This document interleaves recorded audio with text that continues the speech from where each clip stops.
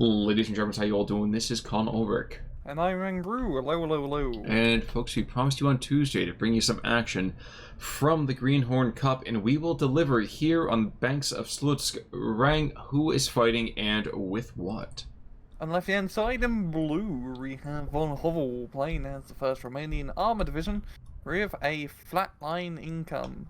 And on the right-hand side, we have the 2nd Infantry Division being piloted by YKOmamori, I'm just called YKO, playing a Vanguard income. Okay, so the Indians up against the Romanians. This would be kind of interesting. Or forgive me, rather First Nations up against the Romanians. But regardless, we have an 81mm stovepipe already probably dropping smoke. And the rifles apparently want to tell you that they are quite early. Yeah, they're very early to the fight. I'm really hoping... Oh, no, he's firing HE. Okie dokie. He's going to start shelling his own troops. I realize... It's just to motivate him. Well, and you know what? I get the fact that it's just a couple of guys with flamethrowers, but those guys probably don't take it too well getting shot at by that. I think they have flamethrowers on their back, so a little bit volatile. Yeah, they have a tendency to kind of blow their stacks every now and again.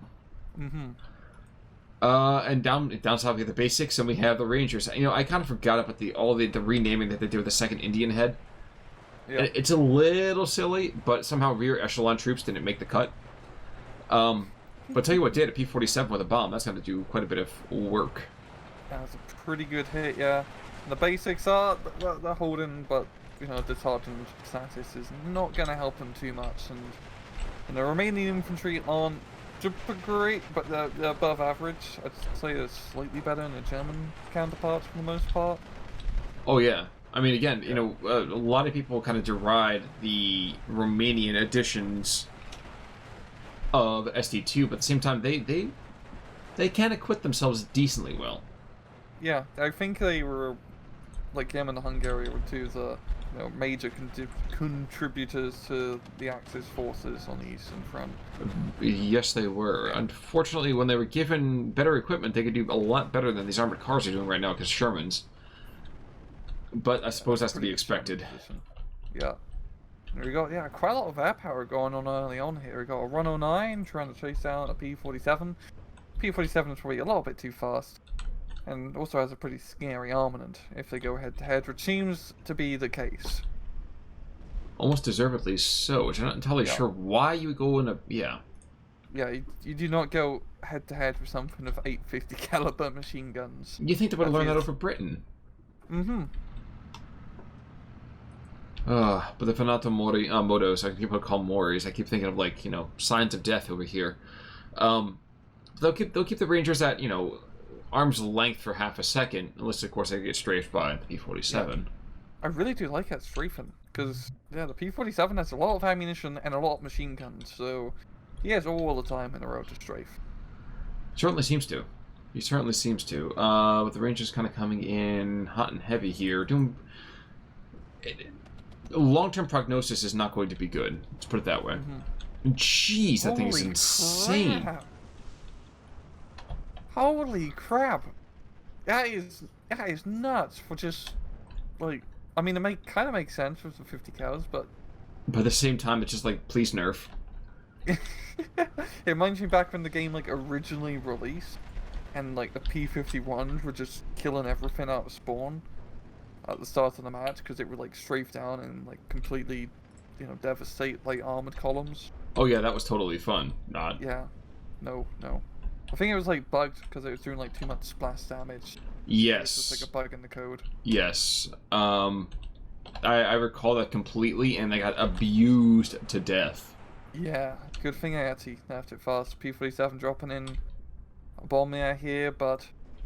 Yeah, YKO trying to take the offensive here down south.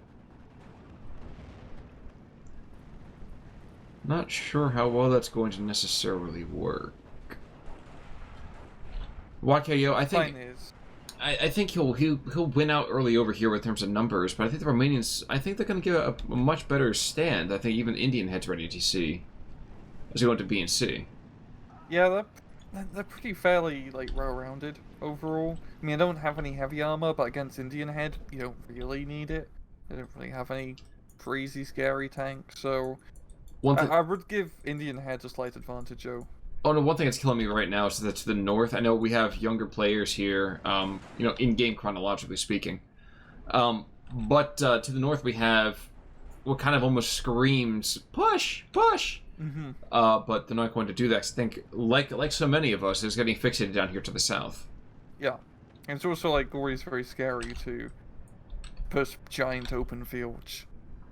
Oh yeah, that's actually pretty much why I always play Montgomery. Build up forces behind the front lines, and then throw them forwards in a screaming horde to get, to blow up on mines and things like that. Yeah. Pretty sure Monty did that, right? Yeah, I'm fairly certain. Yeah, it's close enough, right? Probably wrote in a book or something. Luckily for him, Rommel never read his book.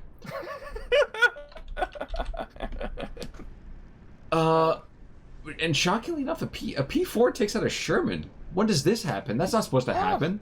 That's maybe because it's like a Romanian P. Is it? I think it's also a German P4. Yeah. It is. It's technically still a German P4. The Stugs are Romanian. It gets all confusing here.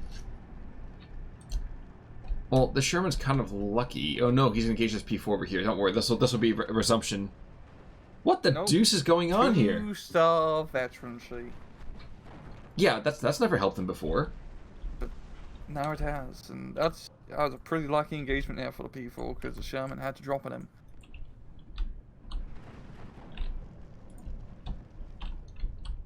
But yeah, with 222s also mixed in close range.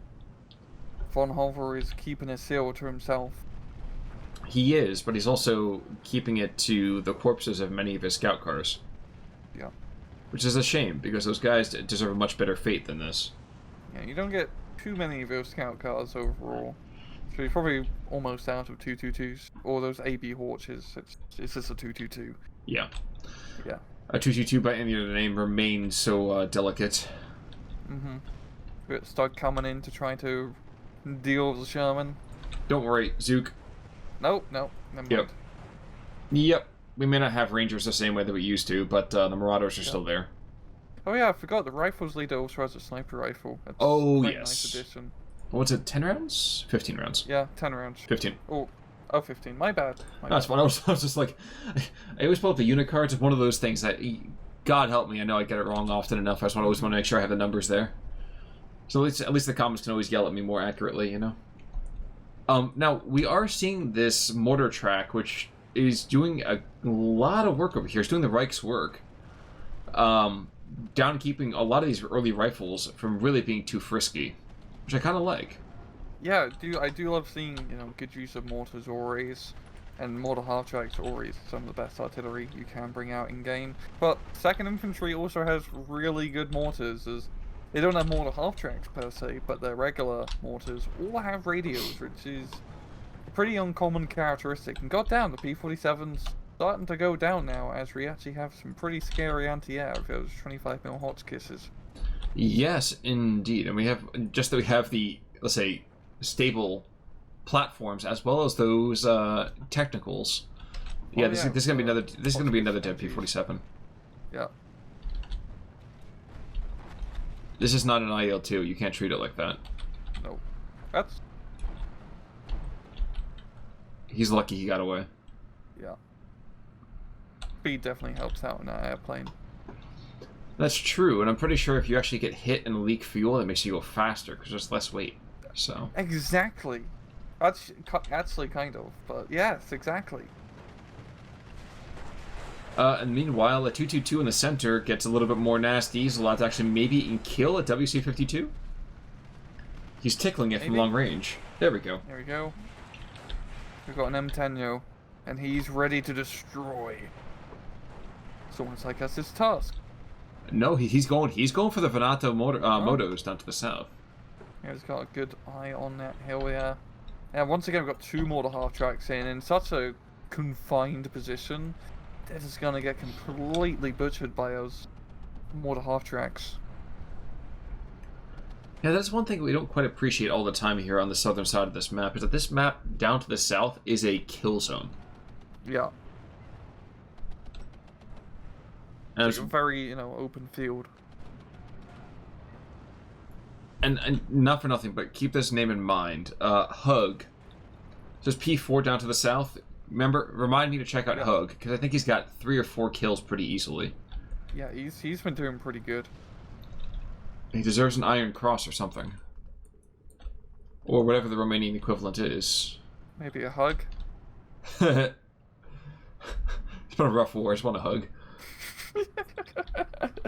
Pretty sure anybody who's played a P4 heavy deck is saying that right now. Guys, I just want a hug. Yeah.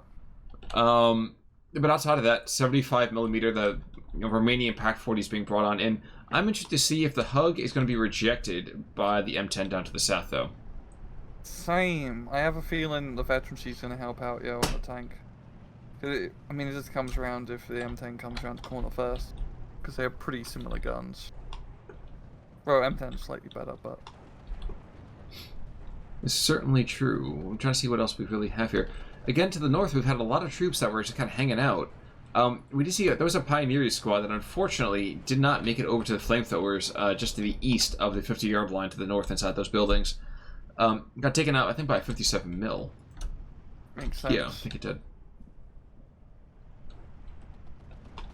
Yeah, it's really just coming all down to the central and southern positions, which usually makes sense. I mean, it is like the place you'd usually want to try to capture because it's a town fight, a little bit more defensible when you fully capture it. But once again, there's definitely, like you said before, there's a lot of opportunity up north here, especially for Von Hovel to try to make something happen. Yeah, I see this as being almost like some crazy dagger thrust. Like, okay, you get a couple of troops in there, now push hard, and take territory quickly, you know? Yeah, like for, troops expended to, flag capture ratio, it's a pretty good ratio up north as you won't need that many troops. Exactly right. Exactly right. We're seeing down to the south maybe an attempt. A Rhino's coming in. Okay. So Rhino, and then we have Rifles, who are, in fact, as their name suggests, rather late to this shindig. But, it's Phase B. I mean, they couldn't be bothered to get out of, bed early. They've been sitting in the back lines. It's R&R time. I get it. Yeah. It's like, oh, crap, there's a war going on. Exactly. Now, one thing that I don't think I ever really got a chance to call out the last time I saw these guns, the 75 mils actually have smoke, which is just, it feels so nutty, but it's just so cool to have that nice little touch from them. Yeah, because it also acts as an artillery piece. It's a really weird gun. It's pretty much a super rotation marks history. Oh my god, there's a TP4 that's been deactivated, and he literally ran into the M10, took a shot, and then said, you know what? I don't feel like fighting anymore. You coward. Why couldn't you be like Hug? Things peacefully. Had a Panzerschreck team trying to get close to the M10, but does not manage to make it a run, the end run. No, which is not surprising. Now, I guess... Ooh, JU-87 going to try to break the deadlock, and look at all that infantry right there. That is just begging for something. And there's zero anti-air here. But this should be the end of this push. And here we go.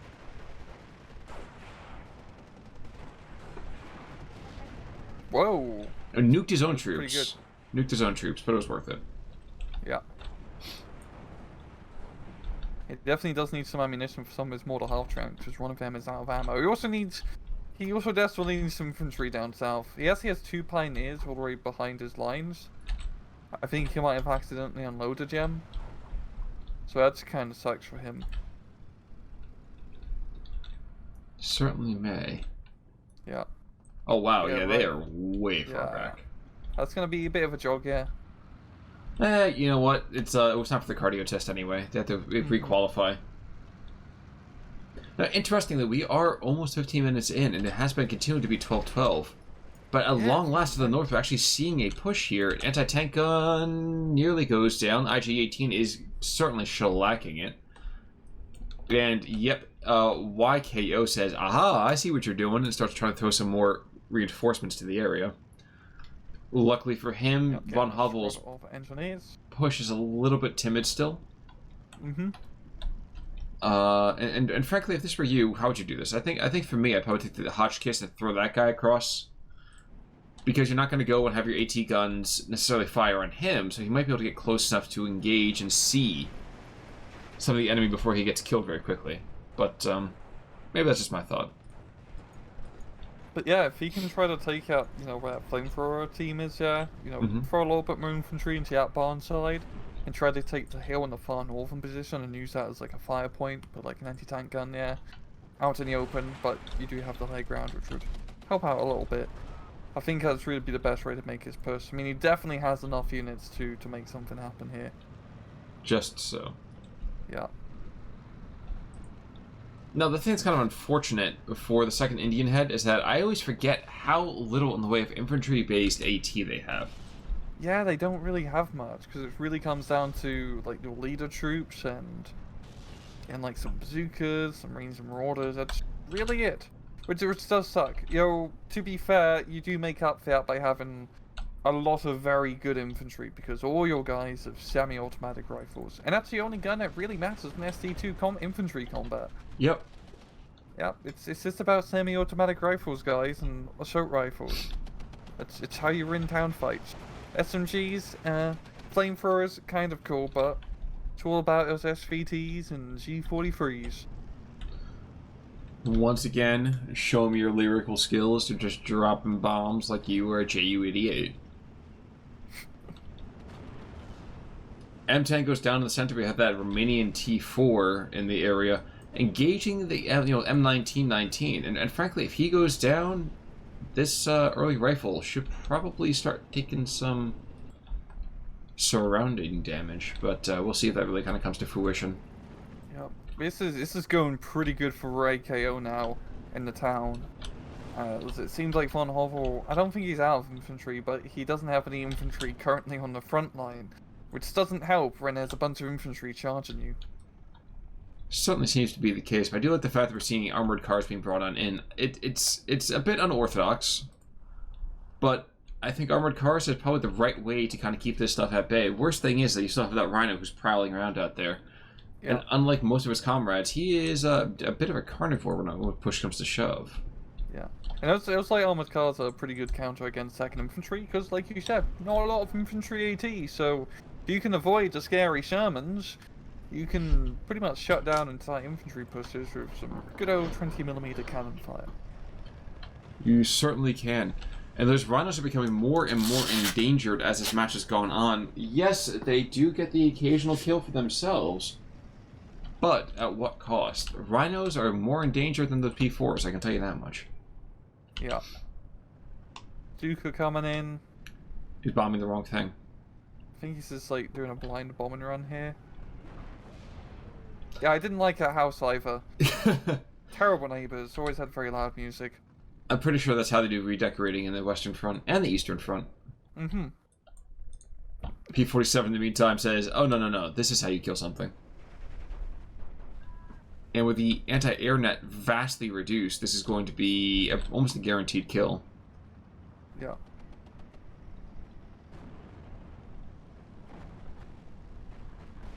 Those Rhinos are, quite tough to take down here. I mean, 20 mils, of course, trying to engage, but not really going to do anything. No. And even just a little bit of extra armor does make it just a tad bit harder for those Panzer IVs and Slugs to knock out said tanks. Just the edge. I agree provisionally. I think it's one of those things that the wherewithal to kill is definitely there. We've seen actually a two-shot engagement down to the south a little while ago between a Rhino and a T4. I think, as always, it really matters who gets that first shot. Yeah. Helps to have stabilizers, too. That's true. That's true. That always helps.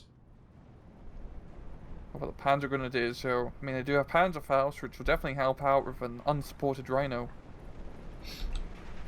Indeed, they do, but I don't think they're not going to get close enough. That's again. Let's not forget the fact that there still is a 12-7 and a Browning on that thing, and the HE on top of it. Yeah. Well, no, it's enough infantry reinforcements down south here for Von Hover, I think, to make a counter push. If he can just get on top of that Rhino, you know, Faust it to hell and back. And he will. First one's up. As you might suspect, it goes down, despite the thing arcing like it's a Piat. Yeah, we are into phase C here, and we're starting to see a lot of recon troops, so I think von Hovel is maybe getting a little tapped from, from mainline troops.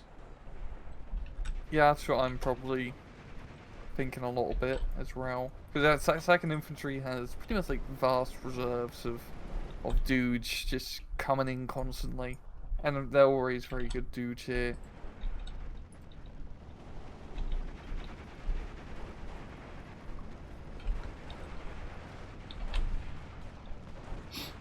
A piece of me is trying to figure out... Sorry, go for it, sir. There's a little bit north here. Got the IG-18s once again, pounding away, so... It's so close for, like, von Hovel to make more of a breakthrough here. But at least he has, like, the northern farmstead. But it's kind of like a bit neck on neck between him and that one flamethrower team. Yeah, and that's one of those things, again, that I'd like to see just a smidge more aggression. Mm-hmm. But, I mean, Godview definitely sends a very different message to us as well, so... Yeah. Another blind bombing run going on right by that flag, which I think is a bit of a foolish idea. But here we go. As he wipes out his own armored car. Okay. I was worried for a second, man. I'm sorry. But yeah, the south side is definitely going good for Vaughn here. He's completely captured it. He really needs to get that supply track to resupply his mortar half track. I kind of understand why he hasn't resupplied him, because he's all the way in the corner here where there's no bridge. And I really wish there was... I really think it should be a bridge.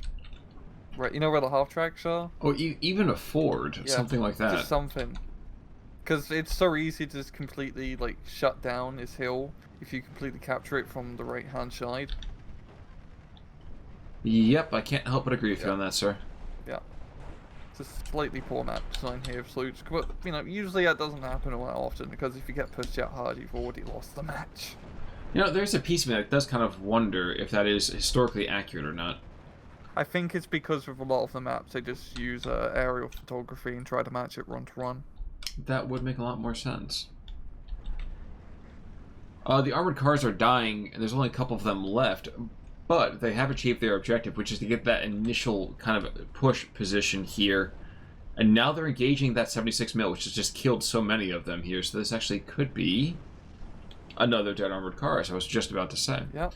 But it did do a lot of damage out at 76. Those last few bursts took him down to a single man.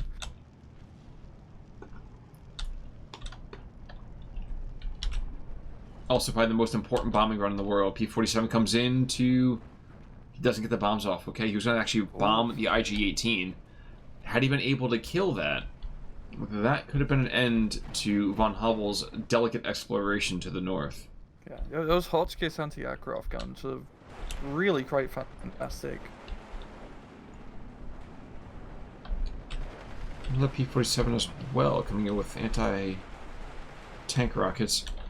Interesting one, that there's been no real true engagement there. Mm-hmm.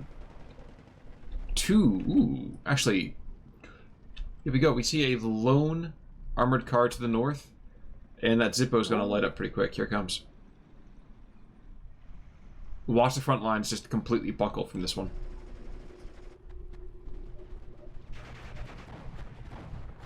Shockingly enough, he wastes way more than the ammunition. There we go. I was going to say yeah, this. It's starting to buckle. This should definitely push a lot more than I think it even is now. But hopefully this actually is a sign for him. The Hellcat's going to kill. That's going to kill the armored car. Yeah. We got a Panzer IV being brought in. Yeah, but I mean, there's a Panzer IV to the south as well. There's still that Rhino. But it's still, I mean, we're 24 minutes in. It's first like Strobe, but it's 13-11 now. But it's still pretty neck on neck. I mean, YKO, he's still holding on to a decent amount of the town down south. I think he might completely lose his, full southern hill here, which will be a bit of a detriment. You know, the weird thing about this is that technically that 20 mil half track, armored, well, now dead armored car, could have killed that Hellcat. It could have. We backed up a little bit, but I mean, it's pretty neck on neck between him and the Panzer IV. There we go. And Any shockingly enough, penetration hit just kills the Hellcat. yes, indeed. It's no longer like its ST-44 counterpart, where it was just the king among tank fights. It's just mediocre now. I mean, it's cool that it's fast, but everything is the same range. You just get killed. Well, when the mortar's coming back in, you can hear that distinctive thump as they start to barrage that town again. You can see as well some reinforcing troops might get caught out here. Luckily, they're getting out just in time. Yes, they do. Yeah. They'll make it to the town, and indeed they're going to cause quite a bit of a hassle for the surviving dregs, really, if there's no other term for them, of the Romanian infantry. But there's been a lot invested in the southern side, and von Hovel still has it where it counts. I do like how Rifle Squad is making quite a beeline behind enemy lines here. It's too bad it doesn't have, anti-tank weaponry, because he could probably, snag a vehicle kill or two if he set it up in a good spot. Oh, no doubt. No doubt. Yeah. I guess he's gonna hunker down and set up his own battle to Bastogne. Yeah. Bastogne? No, definitely Bastogne. Yeah. The famous 101st stand, as well as the combat commands, yes. Yes. More rifles, more marauders, and that's exactly what you expect here. Now, there continues to be these rhinos engaged in this P4. Shooter knocked out, so we might even see a dead P4 here.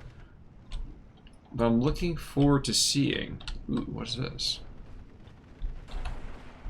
Forgive me, we actually have a JRS-79B, which I don't think I've seen very often. Some Romanian plane. I know because it has Romanian markings. That's all I know about it, It looks like a flying bus. As do so many bombers, but we're going to see him pound this rifle squad into the paste, and here it comes. 1,000 kilos worth of bombs. Yep. Yeah. It's a lot of bombs. It certainly is. And now we have engineers in the backfield as well, so more than a little bit of a hassle here, as the Romanians are desperately trying to stave off any kind of renewed momentum for the Americans. Mm-hmm. Yeah, Romanian infantry is pretty decent, as we're seeing. Well, and they're able to at least stay... They can trade effectively. Maybe not perfectly, but they're trading pretty darn well. Yeah. I think the problem now that YKO is starting to face is he doesn't really have any anti-tank down south because his infantry doesn't have that. He doesn't really have any tanks at all down south either. I don't think he'd be completely tapped on Shermans, but he must be... I mean, he must still have some M10s and M18s up his sleeve. I think he does, but I also think he hasn't placed up the table, which is the major issue as well. Mm-hmm. Yeah, we're starting to see demo groups and engineers, so we're starting to see that support infantry starting to come out.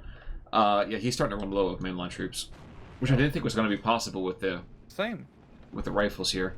But I think we're going to discover a high body count, but a low point count. If you catch my drift. So, a lot of squads dying, but these are all very, very cheap guys by comparison, so. Mm-hmm. Yeah, it's basics are only... Oh, that's the 25 points. I think the American infantry is actually pretty... Yeah, like 30-point infantry is a little bit more higher end. But the Romanian stuff's only 20, like Vanatoris. P-47 up north, yo. He can't get any of this done. The Rhino goes down as well, so the northern flank is completely collapsed. There is literally one flamethrower guy within, what would you say, 5 kilometers of the northern boundary? Something like that, yeah. That's insane.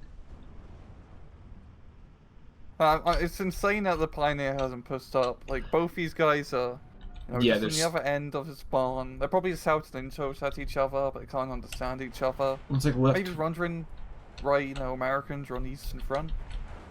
Dude, I'd be wondering that too. But yeah, this is totally become like left Twix, right Twix kind of thing. Yeah. The 76 mil goes down though, and that's the last major piece of anti-tank equipment in the area. Dude, seeing that Stuka do the loop-to-loop, it never gets old. No. The never gets old. The only thing I wish they would do is push the air raid sirens even a little bit louder. There is something just acutely terrifying. And wait, as if we didn't need enough, we also have the off-map column with the 210s coming in. Oh, so he's going to come in, he's going to drop an artillery barrage right in that town, and then that's going to be the sign to A move in. Yeah. I definitely think from YKO's part, I mean, he does have off-map artillery available to his division, and that would definitely, I think you do. It definitely would have helped out in a map like this, and probably a bit more heavier use of the mortars. Well, we have 44 seconds, 42 seconds to see the impact of that artillery, no pun intended.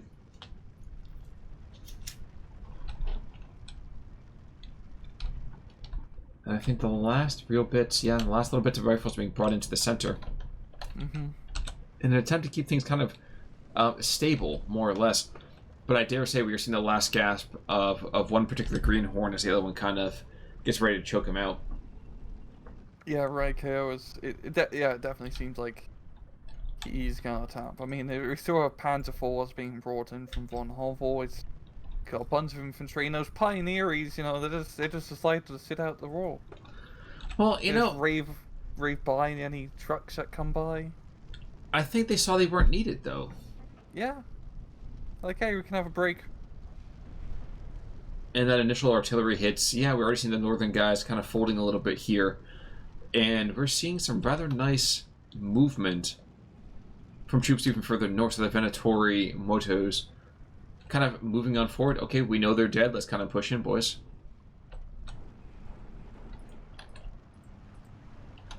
We haven't seen a really aggressive movement from the west to the east here, but I think we're still going to see a tap. And there it is. Yeah. And there we go. And actually, okay, 1,000 difference. That's pretty standard.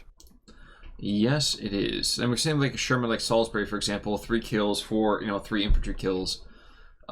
Squads here and there kind of doing particularly well. Rhino Hale with 3 vehicle kills, 4 infantry. Not bad. Some rifles, 4 infantry. Ooh, Steel got some nice kills there. That was well done. What's that? Campion? It's like a French name. Ooh, am I looking? Oh, Campan. Yeah, that's true. Yeah, that rifle squad right there did pretty darn well for himself. Hug got his three Shermans. I thought he got more than that. Same, it felt like that, but still, it's very worthwhile trade. 75 you mil. Don't see Panzer IVs do that well. No, never. Not with any kind of consistency. No. Shockingly enough, I thought that some of these guys would have been a little bit more, shining bright like a diamond. But they all seem like lumps of coal that kind of just, kept the fire hot, just kept it going. Yeah, just... the Vanatories are very nice infantry to have on the front line, and he just had enough of those, Panzer IVs and Slugs to keep those Shermans at bay. Indeed. Yeah. But you know what? That's what you get with Greenhorns, though. Sometimes it's absolutely stunning. If I could only give a little bit of suggestion to both guys, that northern flank was just wide open and just asking to be taken. Von Hovel, you immediately had the forces up there, but, a little bit tentative. I understand why. But if you're seeing a lot of troops being fed to the south, get a blocking force and take the other flank. Force him to react to you. And during, a northern push like that, you don't have to, do a major push. You can just bring in, 1 or 2 infantry squads and just rush them across the open field or hill. If they get shot at, then there's stuff here. So, shoot that stuff. Exactly. Even just doing, a minor push, which is a few cheap units on a flank, which has not, been touched in 20 minutes or so, can yield very surprising results in 1v1s. Exactly. And I mean, the biggest thing about a lot of 1v1s is you have to make the opponent react to you. You cannot play reactive the entire time. Yeah, and it's pretty easy to do that because you cannot, reasonably defend the entire front line in a 1v1. There's always going to be gaps in your line and the enemy line. Exactly. Exactly. But hey, this is just the same kind of stuff that bedevils even more experienced players as well. And honestly, between you guys, a heck of a fight between the two. So congratulations to you both, and thanks for actually coming out for the Greenhorn Cup. Yep. But Rang, any final thoughts about the match? No. Well, folks, in that case, then we will see you all next time. So until next time, I'm Con Ulrich. I'm Rangaroo. Take it easy.